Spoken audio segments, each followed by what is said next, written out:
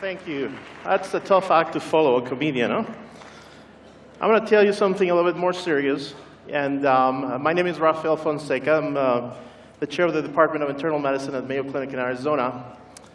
I entitled my talk, "We're Close to Curing Cancer If We Allow Ourselves." I'm going to tell you a little bit about my journey. As you can see in the title, by the way, I love that name, Mex I Can.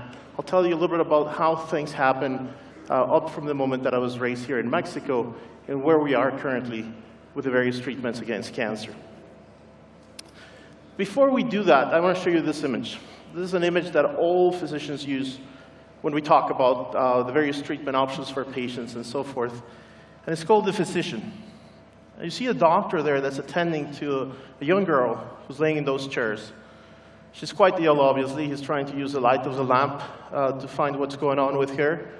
You see the mother in despair in the background and her shoulder being held by dad. And this painting from the late 1800s is used to exemplify the humanistic benevolence aspects of what every good physician should possess. And I would tell you, in 2016, most physicians are like that. Now this guy is missing something that we have now, and that is tools. This physician did not have the surgical instruments or the medications to help a girl like this. It's quite possible, and we don't know what she had, that she could have died from a simple thing like a strep throat. So as much as this image is used to portray, perhaps with some nostalgia, what some would say maybe in a better time of medicine, I'll tell you, to me this is quite sad. We couldn't do much for patients. And as I walk you through the slides, I'd like to make the case that the world in medicine is so much better, and there has been tremendous progress, and we must remain optimistic. Now, sometimes progress happens in big leaps, but more often than not, it's in small, incremental steps. And I thought of an example for that, and as you know, this is a common image of ants crossing a river. And it is the strength of the link of those ants that allow them to cross that river, but it's the incremental, individual step of each one of the ants that provides the strength to the river. So I'm going to suggest to you that you think of these ants as cancer researchers. And I'll propose that I am one of those ants, and that's what my life has been dedicated to. Now, when all is said and done, some will say, well, I was the ant in the center, I was the anchor ant, or I was the strongest ant. But it does not matter as long as the bridge is strong. And this really holds true for any human endeavor, doesn't it? So I actually was born in Mexico. I grew up in Mexico. I was very fortunate in that we had the means. I could go to school, so I had no limitations in my life. So I walked through my ways, and I went into medical school here. And in a very supporting and nurturing environment. And perhaps I do remember one time when one teacher told us, you should not study that. That is beyond the scope of the reality. It's not something you're going to see. And me and several other colleagues thought, how outrageous. Do not put limits. We don't know where we can go. We're going to try harder. Now, this is not unique to Mexico. This happens all over the world. I'll give you another example where that happened. So, finished medical school, went for training, and ultimately landed in my current work at the Mayo Clinic. This was passing through Florida, Minnesota, and now for the last 12 years in the state of Arizona. And because of the work we do and our focus on treating cancer patients, we've been able to attract other very strong ants. When I first went down there were about 6 oncologists. Now we have over 40 oncologists. This is a new building we just moved in the last 4 months, and provides state-of-the-art cancer care for patients with all sorts of cancers. I particularly specialize in one that is called myeloma, or multiple myeloma. But it was that determination that led us to grow this part of the practice. And in fact, there was a second instance where someone said, you cannot go down there. I was living in Rochester. I lived there for 10 years. And someone said, you cannot go down to Arizona. It's very small, sort of a crazy move. But lo and behold, we have the center now, of all of which we're a small part, an ant there, if you may. But I would argue it's probably one of the preeminent cancer centers of the Southwest of the United States. One where the team of ants I work with in this disease myeloma, we can claim to ourselves more than 700 scientific publications for the disease, and I'll show you some of the progress that we have made in this regard. Now, one of the things I don't like about the building is that it said Cancer Center on the top, and I would love to think of a future where people go back and say they had a cancer center buildings. How is that possible? Well, that's a tuberculosis hospital. Not long ago, people went to the so-called sanatoriums so they could actually be healed from their tuberculosis. They spent time there, and ultimately, they died there. There were not very good tools for the treatment of these patients. Now, just let me give you some numbers. In the 1900s, life expectancy was 48 years. 2010, 78 years. 30 years gain of life expectancy. Now, back then, every year, out of 100,000 people, you would have almost 400 dying of different diseases. And in fact, you'll see the numbers almost the same of people that died of tuberculosis there as it is of the number of people that die of cancer nowadays. Just yesterday, the Centers for Disease Control told us that cancer will be the #1 killer of people in the United States. And I would suggest to you that we have the tools to finally make change after so many years. And I'll share with you some examples. Now, we have treated cancer historically in ways that you would think about and it would just make you cringe. Who wants to go through that treatment? Some of them are very effective. So you can treat, for instance, head and neck cancer with radiation, surgery sometimes for early stage breast cancer. Even people with advanced cancer, like testicular cancer, can be cured with chemotherapy and sometimes, of course, a combination of them all. But we need and we must do better than that. And we have better tools to achieve that. So I'm going to show you a few examples of what's happening right now in the realm of cancer treatment.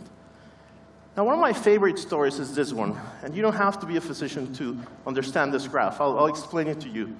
If you have a perfect treatment and no one dies, the curve is flat like this. And if you die right away, the curve goes like this. So the flatter the curve, the better. And I've put different time zones there for different stages of the treatment of a condition called chronic myelogenous leukemia. Now, when I was in training, most patients died of this. And in fact, if they survived, they oftentimes had very, very serious complications. But as time has gone by, the curve continues to go up. And you see there in the top blue line, the curve that currently represents the survival of patients with chronic myelogenous leukemia. And this is taking 1 pill a day. Patients take 1 pill a day, resume their normal life, and for all practical purposes, have a normal life expectancy. We want that for every single cancer patient. It's not quite possible yet. Now, this is probably one of the most important developments in cancer therapeutics in the last year. In fact, this was just published a couple of weeks back in the major medical journal, the New England Journal of Medicine. Now, again, you already know how to interpret this curve, so the higher up they go, the better. And what you see there in that blue curve are patients with lung cancer that are getting a new form of immunotherapy, and they're being compared to lung cancer patients who are getting the traditional forms of chemotherapy, shown by the gray curve. The type of chemotherapy that makes patients lose hair, develop nausea, lose weight, lose their appetite. And now, we have at the end of 2 years, about 65% of the patients alive, arguably some of them cured, things that were quite impossible before. Now, there's other treatments that are being developed for cancer. This is one of the most exciting areas. It's called the CAR T cells. The CAR T cells are a way through which, using genetic engineering, we can target specific cancer cells with what we call T cells. You'll have T cells in your body, and normally they recognize things that are abnormal, and they go around and do surveillance of our bodies, and they attack cancer cells. Now they can be trained to do that right away. And in fact, this is changing in a very dramatic way the ability for physicians to cure some diseases, such as certain leukemias. Now, sometimes we need just to go back and understand how normal cells work. And I'll give you another example. This is a form of leukemia that is called hairy cell leukemia. You see the cell there in the bottom right. It looks kind of hairy. It's a black and white picture. And it turns out this was a horrible disease. In the olden days, the hospitals were full with patients with leukemias like this. And they had complications, they had infections. And someone noticed, some of you may remember this kid, the bubble kid. a kid who was born with an immunodeficiency syndrome. So he had no immunity and had to live inside a bubble. Now, someone realized that if we use what we knew about that kid to treat his leukemia, we might be able to make a big difference. They developed this medicine called cladribine, and nowadays it takes 5 days of treatment, and all of them are cured from their leukemia. Again, brilliant, not a reality yet for most cancer patients. But this and what I'm showing you with immunotherapy give us glimpses of what's about to come. We can see it in the horizon. And if anything today, I'd like my pitch to be that we're getting closer and closer to the better treatment of cancer patients. Now, I told you I specialize in myeloma, multiple myeloma. This is a cancer that affects adults, predominantly the elderly. And when I was in training, no one wanted to do this. You were the last in line if you were doing myeloma. The survival back then was in the order of about 2 to perhaps 3 years. Now, nowadays, it's not unusual for patients to live in the excess of 10 years. And in fact, I have several patients in my practice, 15 years and going, with a normal life, with an ability to be back with their families and back in the workplace. And that is in great part because of the list of medications that I put there in the center. We've seen development and approval of about 10 new medications that allow us to control the disease. Still, myeloma, again, remains a major threat to the person who's diagnosed with it, but we're making a lot of progress. So if I show you the curve again, this is what we have learned about multiple myeloma. That's what I do in the clinic. All the patients I see have multiple myeloma. And you can see the curves, again, continue to fan upwards. Each one of those curves represents a 5-year period. And the very last one that I showed you at the very top, green, is actually up to 2010. There's been tremendous progress over the last 5 years. So when we reach maturity, I hope and anticipate that curve will continue to go upwards. But again, we cannot stop where we are right now. There's some significant challenges right now for cancer researchers. And in fact, there's some potential and real dangers that could stop innovation. And some strong forces are opposing progress. We're all concerned, and rightfully so, because of the cost of these medications and the previous failure of some of the treatments that have been tried for patients. But we know again, and predominantly through some of the tools I showed you, that we can see cures for more patients in the horizon. I'll suggest to you that what we need to do is to remain optimistic. As a hematologist, as an oncologist, I have to wake up every morning and think that the future is going to be better than what we have. I simply cannot accept that today's best is going to be forever's best. And I'll tell you a story. I'm happily married now, but about 4 years ago, around this time, my late wife was diagnosed with metastatic breast cancer and went only to die a few months later at the age of 42. So my 2 kids, one of whom is in the audience, will not get to see their mother. And I would like for kids, families, and everyone else to have the opportunity to complete a life. So we should avoid nihilism, we should remain optimistic, and I think the tools are within our disposal. There's a saying in Spanish that I love, tanto nadar para ahogarse en la orilla. Estamos cerca y no podemos parar. Well, that's what we must do, and that's what we should continue to push for.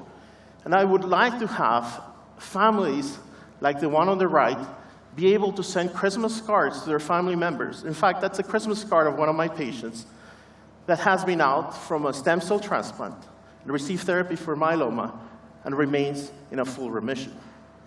And for doing that, we need to join forces and we need to remain focused. What you see on the top left is the first myeloma patient ever described in the literature. Her name was Sarah Newberry. She probably lived about 4 to 6 months. And I put the Greek image before because her survival back then was probably no different from the survival of myeloma patients in ancient Greece. So with that, I'm going to conclude. Again, thank you for your attention, and thank you for your support.